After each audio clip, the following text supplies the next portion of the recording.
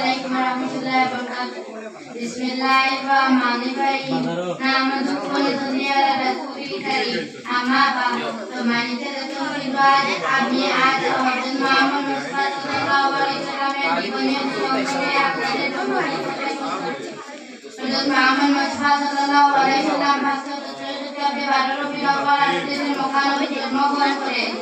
পিতার নাম হচ্ছে আব্দুল্লাহ, মাতার নাম হচ্ছে আমিনা। জন্মের কিছুদিন পূর্বে পিতা মৃত্যুবরণ করেন এবং নবীজি সাল্লাল্লাহু আলাইহি ওয়াসাল্লামের জন্মের সময় মাতা হযরত আমিনা মৃত্যুবরণ করেন। তখন পিতৃমাতৃ হযরত মুহাম্মদ মুস্তাফা সাল্লাল্লাহু আলাইহি ওয়াসাল্লামকে দাদা হযরত আবু নবীর পরে দাদা আবু তালিব লালন পালন করেন। বাল্যকাল থেকে চরিত্র পালন করতে শিখেছিলেন। ছোটবেলা তিনি ব্যবসা চালাতেন এবং ব্যবসা বাণিজ্য নিজে উপার্জন করে জীবনযাপনের জন্য সর্বদা ব্যস্ত থাকতেন। সেই সময় আরববাসীরা নানা দেব-দেবীর পূজা অর্চনা করতেন, কিন্তু তিনি যেন অন্য কাজ করতেন। এই দুর্গোৎসব সীমিত পূজা দেখে ব্যতীত হয়েছেন।